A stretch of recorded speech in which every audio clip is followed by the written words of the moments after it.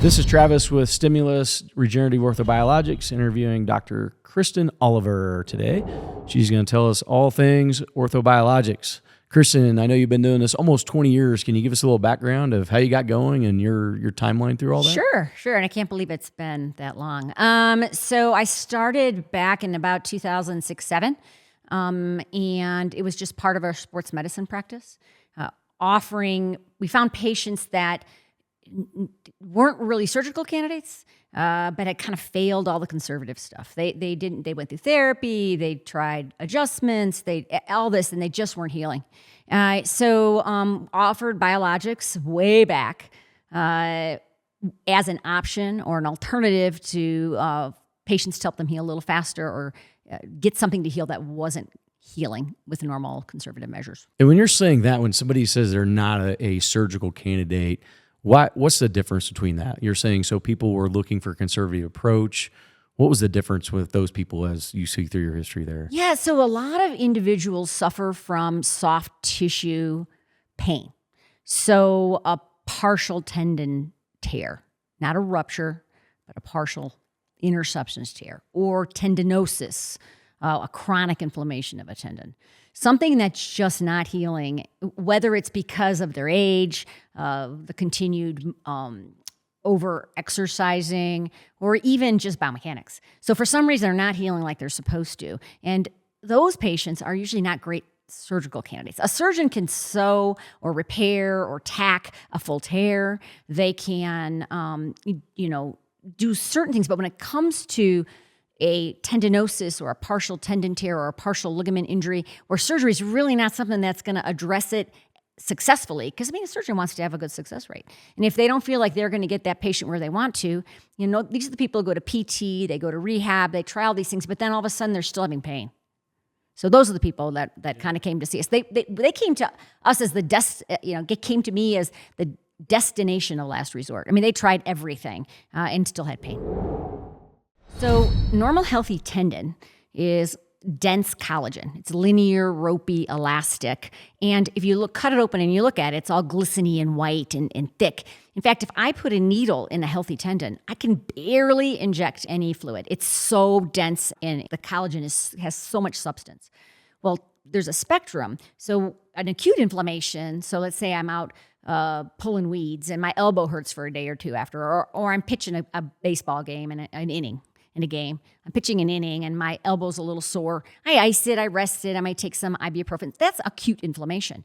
But what happens is if the tissue just doesn't heal, it sets up this chronic inflammatory condition. And when I went to med school, inflammation was just inflammation. We didn't distinguish between acute, which I like to call red hot on fire, and chronic and smoldering. So think about two different fires. Red hot on fire is way different than chronic smoldering. So the things that help a red hot on fire tendon, rest, ice, bracing, NSAIDs, aren't going to help a chronic inflammatory condition. So a chronic inflammatory tendon, like you're talking about, it actually changes from linear, ropey, elastic collagen to this gray, we like to call it booger tendon. I know it sounds terrible, but that's what it's like. It's this mucinous, sticky tendon that really not only has lost its normal texture and its normal collagen fiber, but then it's lost its normal elasticity and its ability to both concentrically load and isometrically load, and it causes pain.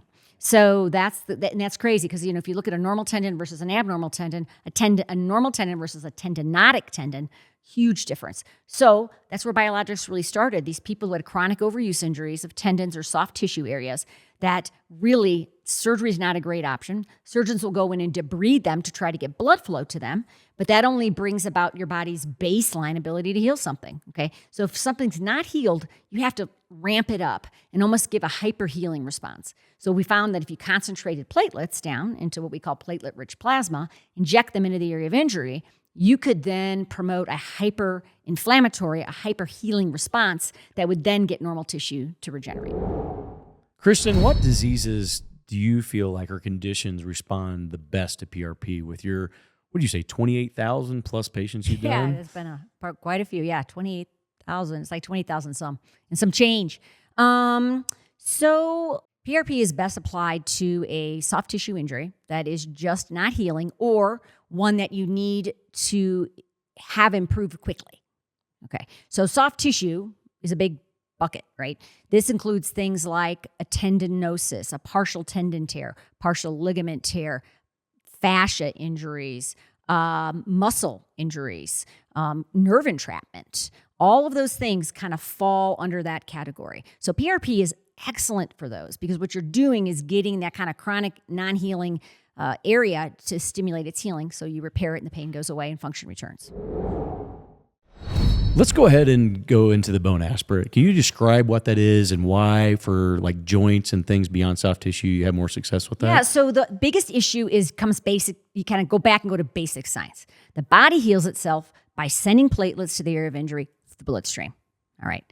So as long as I've got an area of injury that once I put the platelets in can attract the stem cells, the other healing molecules, and set up a little healing niche or niche, then you're okay. But areas that have very poor blood flow, you can put the platelets in and they're going to help decrease some of the inflammation perhaps, but they aren't going to lead to any type of regeneration of tissue because there's no blood flow. You can put the platelets there till the cows come home, but they can't stimulate that attraction of everything else you need. So these are primarily intra-articular things, whether it's your knee or your shoulder.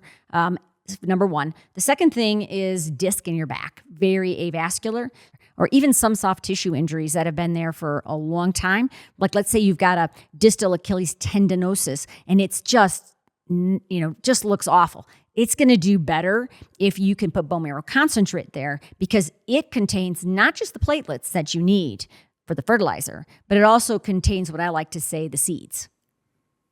So you're getting both there without having to rely upon the bloodstream. So platelet-rich plasma relies upon the bloodstream to attract everything else there.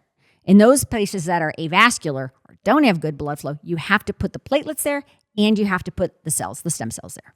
And so what is in the bone marrow aspirate? What is the magic that you're getting in there? There's a plethora of things.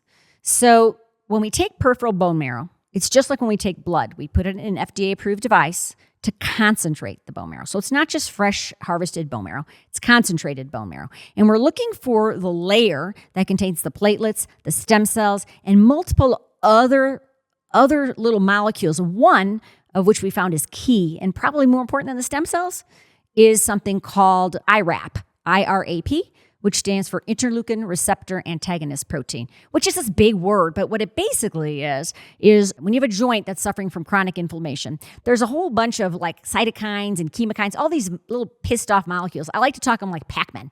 There's all these little Pac-Men in there, and these little Pac-Men then attach to receptors on the cartilage, which cause more Pac-Men to get released, which eat more cartilage. So it's this kind of self-propelling or snowball going down the hill type reaction. That's why someone can have arthritis, and it can get worse even though they're really not doing anything.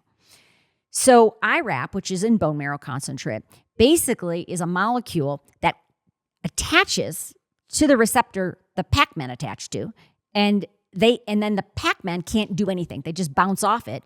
And so it sort of gets rid of that chronic inflammatory condition. So bone marrow concentrate is this just great combination of both, I like to say, seeds and fertilizer so that you can mitigate chronic inflammation and pain. So it's not, we all like to talk about it being the stem cell because, everyone talks about stem cells and they're a vital part of this, but they're just a part of it.